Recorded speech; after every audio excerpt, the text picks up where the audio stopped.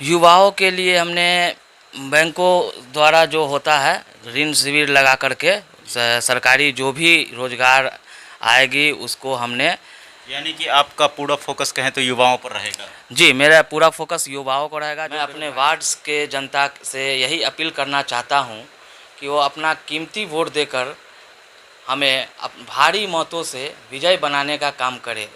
ये नहीं कहता हूं मैं कि मुझे सिर्फ चुने, जो उनको अच्छा लगे, जो तेज़ी से विकास का काम करा सके और जनता तक पहुंचा सके योजना को सरकार का, उसको ईमानदारी से चुनने का काम करेंगे। जो ईमानदार मैं जो भी मेरे वार्ड में जितने भी जनता हैं, जो अति पिछड़ा जितने भी लोग हैं, सभी के लिए हमने काम करने का काम किया और सभी को एक साथ कंधे से कंधे मिलाकर चलने का काम करेंगे और साथ लेकर चलने का काम करेंगे। महिलाओं के लिए हमने सोचा हूँ, बिल्कुल सोचा हूँ।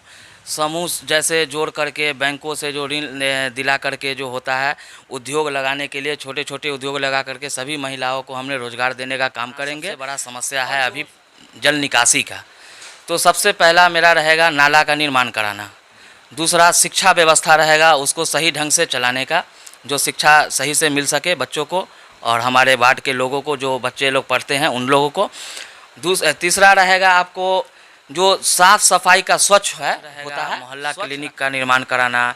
पाँचवा रहेगा फ्री वाईफाई का व्यवस्था, जिसमें ई पुस्तकालय का निर्माण भी कराएंगे। हर गली नली तक नाला का निर्माण कराएंगे, सड़कों का निर्माण कराएंगे। और बहुत सारे जो मेरे वार्ड के जनता हैं उन लोगों का हमने समाज सेवा के लिए राशन कार्ड बनवाए भी हैं, और जो लोग बचे हुए हैं उन लोगों का भी हमने नए राशन कार्ड बनवाने का काम करेंगे। नमस्कार। अभी हमारी यात्रा पहुंची है समस्तीपुर नगर निगम, और समस्तीपुर नगर निगम वार्ड संख्या 18 में हम मौजूद हैं। यहाँ पर एक ऐसे उम्मीदवार से हम मिलेंगे जिन्होंने बीटेक इंजीनियरिंग किया है, इंजीनियर हैं यह। और मुझे पता नहीं इंजीनियर होने के बावजूद ये लोग राजनीति में आ रहे हैं। ऐसे लोग जो पढ़ लिख करके देश का नाम ऊंचा करते, देश के लिए काम करते। तो इनका नाम है नूर आलम उर्फ ताजू जी। ये उम्मीदवारी अपना दिए हैं वार्ड नंबर 18 से। ताजू जी, आपसे हमारा एक सवाल रहेगा कि आप राजनीति में क्यों आए? जी, सबसे पहले तो मैं आपका धन्यवाद करता हूँ। और मैं राजनीति में इसलिए आया हूँ कि ताकि पहले से भी मैं अपने समाज के लिए काम काज कर रहा हूँ और लोगों का सेवा किया हूँ, जनता का सेवा किया हूँ।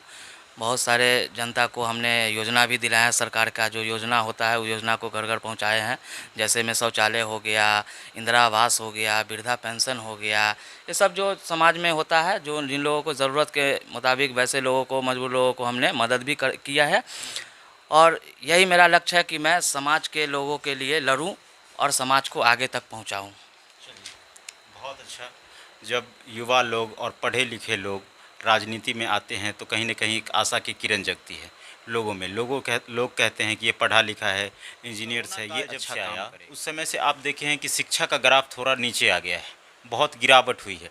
तो शिक्षा को कैसे आप सुधारेंगे? शिक्षा के क्षेत्र में कैसे काम करेंगे? शिक्षा के क्षेत्र में हमने जो अभी तक कोरोना काल से देखे हैं, तो शिक्षा तो समझिए कि एकदम से चौपट हो गई है। और इसको सुधारने के लिए हमने सबसे पहले तो हम अपने वार्ड में वाईफाई सिस्टम लाएंगे, जिससे बच्चों का जो ऑनलाइन पढ़ाई होता है वो सही ढंग से हो सके। और उसके माध्यम से फिर हमने अपने वार्ड के जो स्कूल सब होंगे, आंगनबाड़ी हो गया, प्राथमिक विद्यालय हो गया, ये सब का हम समय से जा कर के उसको पूछेंगे, मास्टर साहब से, हेड मास्टर साहब से, देखेंगे बच्चों को सही समय पे उनके गार्जियन से मिल कर के स्कूल भेजने के लिए जागरूक करेंगे कि बच्चों को पढ़ाइए। ये होने से बच्चा भी जागरूक होगा और गार्जियन भी जागरूक होगा और स्कूल में हमारा शिक्षा व्यवस्था भी सही होगा। बहुत अच्छा। आपने कहा कि वाईफाई। अगला क्वेश्चन हम आपसे जानेंगे कि आधी आबादी महिलाओं की है, और महिलाएं जो अपना काम घर का निपटाने के बाद जो व्यर्थ बैठी रहती हैं, उनके स्वरोजगार के लिए आपने क्या कुछ सोचा है, इसके बारे में बताइए। जी, महिलाओं के लिए हमने सोचा हूँ, बिल्कुल सोचा हूँ।